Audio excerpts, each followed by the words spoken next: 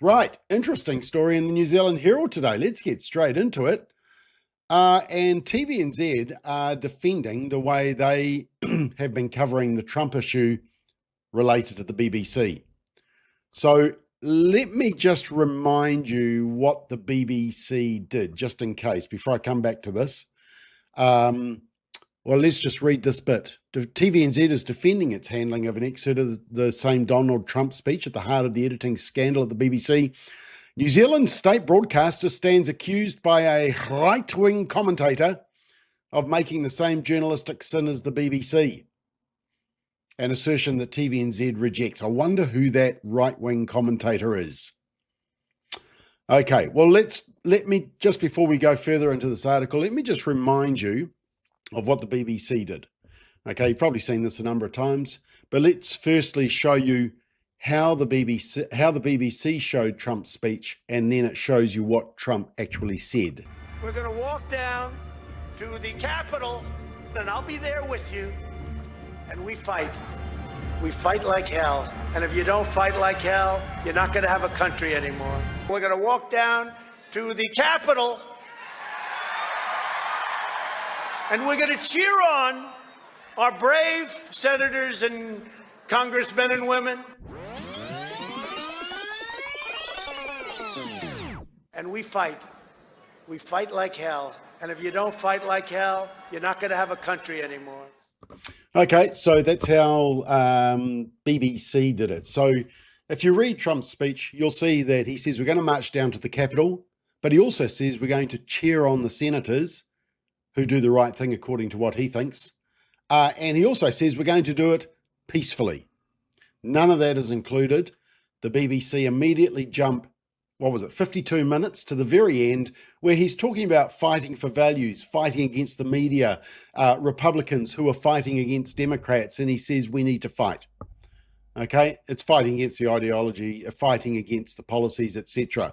But the BBC spliced those two bits together.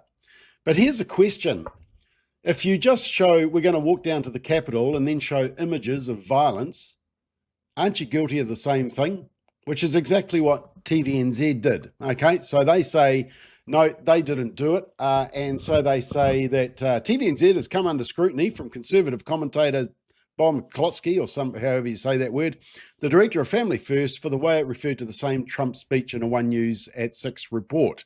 Okay, well, let me show you exactly how One News reported the speech. And I have just shown the clip that relates to Trump's speech, right? And I'm showing how One News has clipped it at just the interesting time.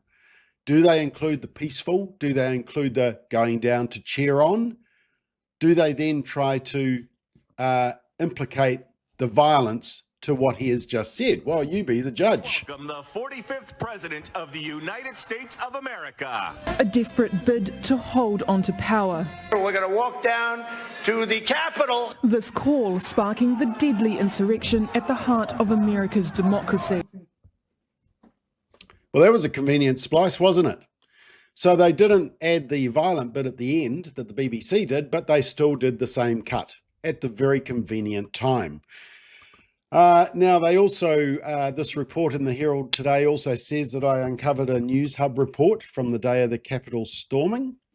And, well, News Hub has been closed and it's now 3 News produced by Stuff. So because it's been closed, apparently there's nothing to be accountable for. And TVNZ have responded. And they say that the company has reviewed the clip and was comfortable that it had been edited and framed accurately. They say it's ironic that Bob McCloskey edited a 15-second clip out of a 2.5-minute news story to raise an issue about editing.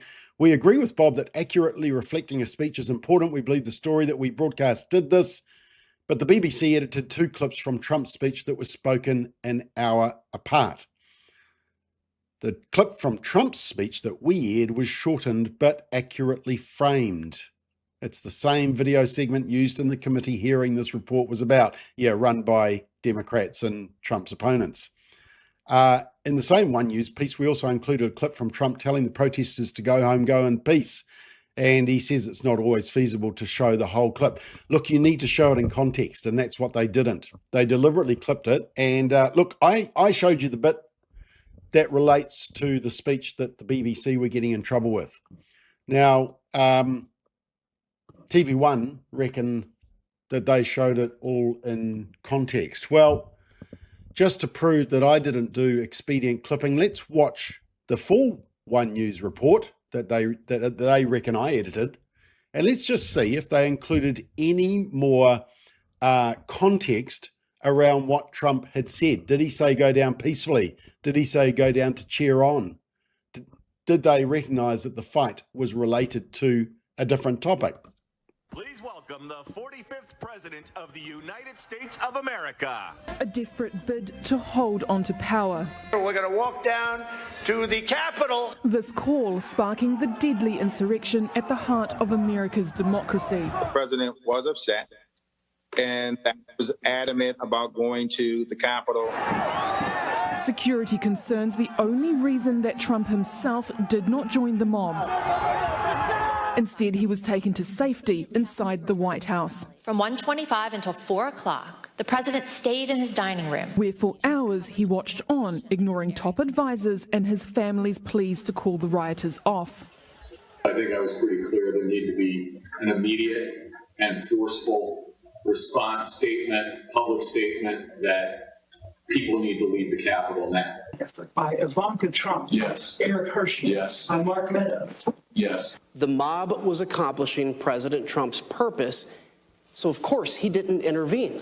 President Trump did not fail to act, he chose not to act. After more than 3 hours of escalating violence, he finally posted this video to Twitter. I know how you feel, but go home and go home in peace. And today, new video revealed how he felt the day after the chaos, still unwilling to accept his election loss. But this election is now over. Congress has certified the results. I don't want to say the election's over. I just want to say Congress has certified the results without saying the election's over, okay? But Congress is certain. Now Congress is Yeah, right. Now Congress I didn't say over. So The committee concluding Donald Trump's actions were a clear failure of every American president's duties to protect the Constitution, and signalling more damning evidence is expected in September. Corazon Miller, One News. Did you see any more context around the speech, around going down peacefully, around going down to cheer on senators? The context of fight, fight, fight. But no, they say that it's ironic that I edited a 15-second clip. Well, I just grabbed the clip that related to the speech that related to the BBC. Anyway, look, just to prove that this is not the first editing sin of One News, and there's a number of examples that I've included. For example, the way they presented Trump dancing at that rally. Remember, he danced at a rally and they thought it was weird, but it was because medical services were helping 2 sick people in the crowd. So they interrupted the rally. But, you know, let's mock Donald Trump. Liz Cheney, remember the story around that? They tried to make out that Donald Trump wanted Liz Cheney shot at. What he was saying was that it was very convenient for war hawks like Liz Cheney to sit in her Washington, D.C. office and send out troops and go to war. And, you know, how would she feel if she was facing the enemy out on the field? Relevant question. The Musk salute. Remember that? That Musk salute? I've got an interesting salute to come up to show you, actually, I want to ask you about. But let me just give you, since One News has raised this issue, let's give you another example of some interesting splicing that I did on a previous blog. This one will blow One News away. It'll blow you away. Next exhibit was One News reporter Jack Tame grossly misrepresenting former President, now President Donald Trump. He was former at the time of this report, just before the election. His comments about protecting women from illegal immigrants.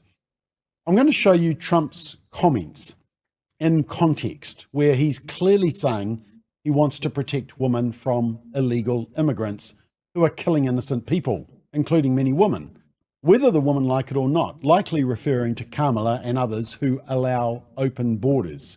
So note the full context of his comments and note that the word abortion is not mentioned once.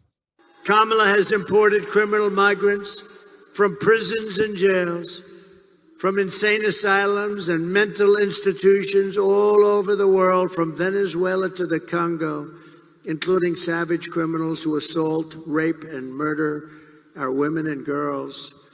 Anyone who would let monsters kidnap and kill our children does not belong anywhere near the Oval Office. And my people told me about 4 weeks ago, I was saying, no, I want to protect the people. I want to protect the women of our country. I want to protect the women. Sir, please don't say that. Why? They said, we think it's very inappropriate for you to say. I said, why? I'm president. I want to protect the women of our country.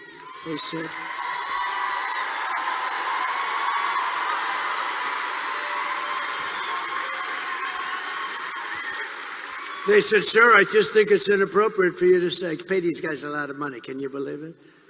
I said, well, I'm going to do it whether the women like it or not. I'm going to protect them. I'm going to protect them from migrants coming in. I'm going to protect them from foreign countries that want to hit us with missiles and lots of other things. Remember. Okay, so that was a full statement. Now let's watch One News coverage. And the speech coverage is stopped mid-sentence. And listen to what Jack Tame says Trump was referring to. I want to protect the women of our country. They